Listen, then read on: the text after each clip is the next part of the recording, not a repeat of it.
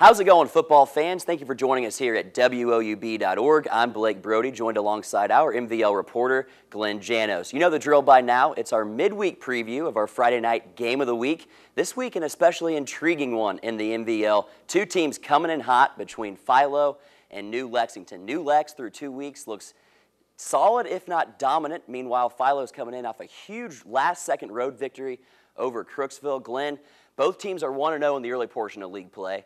We'll start with Philo first, coming off that momentum-boosting victory over Crooksville. But in order to be successful Friday night, they got to avoid an early season pattern we've seen through the first 2 weeks. That's right. They have to start fast. It's something they haven't been able to do. First half against Warren and Crooksville didn't really come out the way head coach Dirk Lincecum wanted. Against Warren, they weren't able to recover, lost that game 34-10. Last week, like you said, an amazing victory against Crooksville. So that's a positive to take away. They're not quitting at all, at least in the Crooksville game they weren't. And the first win, Coach Lincecum said, was big. It boosted the team's confidence. Now they're not worried about when that first win's going to come. They can focus better on the task at hand. And that task this week is against New Lexington. And this week, the coach said they really need to be balanced on offense. They've kind of been relying on the running game a lot as the years started. And then last week, they only had 236 yards on offense against Crooksville. So that's something that offensive production is not really where they want it to be. They're going to work on improving that. Like I said, Lincecum loved the toughness they showed at the end of the Crooksville game, winning on the last second. Something you can't teach a team. Right, it says a lot about the resiliency of their team. Yes. One problem, though, he pointed out, is the fact that they didn't tackle well. It's something they really need to improve on any game, especially this one against New Lexington, who has a dominant running game so far in the first 2 games. Okay, well, we'll switch gears over to New Lexington then. Through 2 weeks, they look like a team that can be dominant, and it looks like a team that can compete with the big boys in the MVL. I'm talking Sheridan and Tri-Valley, but in order to be looked at as a serious contender, a victory over Philo,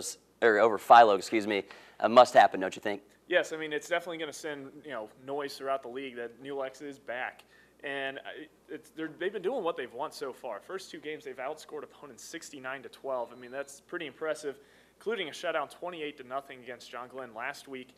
And head coach Bill Nutt said something that's kind of surprising. He said they really can't improve too much on the defensive performance so far. Most of the time, coaches are nitpicking at everything, but he's really happy with how the defense has played, only giving up 196 yards total through 2 games. That's crazy. That's great numbers there. And on the other side of the ball, the offense is rolling as well. They had 456 yards in week 1, 314 against John Glenn last week. So that's a positive as well. I mean, you're getting a lot of yards, holding the team to not many. And KJ Hook, the first-year quarterback, he's been pretty efficient leading the spread offense. 14 of 20 yards passing, 14 of 20 attempts passing, 194 yards, 1 touchdown. Pretty efficient numbers. Yes, but for a spread offense, they like to run the ball a lot, and they've been doing it very well. Week 1 against Fairfield Union, 355 rushing yards. Great numbers. Only problem, though, they've been fumbling a lot. 8 fumbles through 2 games, lost 6 of them. And that's really something you can't do if you want to keep winning. They really need to stop that if they want to, keep their winning ways up. Right, and it's pretty surprising they've lost 6 of those 8 fumbles, and they're still 2-0 and look really good doing it. So that says a lot about their team right there. But now it's prediction time, Glenn. Tell us how the game's going to go Friday night, and give us a final score, just because I want to put you on the spot here. Well, I think it's going to be a close game. And Philo this week, I think they will finally get that fast start that Coach Lincecum wants. He's been stressing it, all week. Something they really need to have. And they're really focused on containing KJ Hook. He said that's really what they're focused on when they're on defense. They don't want him running the ball as much as he has been. So that's their focus when Philo's on defense. Another thing they're going to be looking for is keep the Panthers fumbling the ball. If they've been fumbling this much, it's something that it's been a weakness for the Panthers. Hasn't really shown up since they've been dominating. But that will be the key to the game. If New Lex is able to hold on to the ball better, I think that they play conservative style of play. They'll be able to control the pace of the game. But if they keep fumbling it away, Philo's going to have a great shot. But I think it's going to be New Lex this week. I think it will be New Lexington 28, Philo 20, maybe even closer than that. Who knows? I think it's going to be a really exciting game. Yeah, it looks like it's going to be a close one the way these 2 teams are playing. I certainly see a close one on the horizon. Matter of fact, I see a close game for all of our games this week. A lot of intriguing matchups. And for a preview of those games, be sure and check out the rest of our website here at WOUB.org. And remember to check back often, because we're going to update the site with content, the best content of your favorite teams around the region.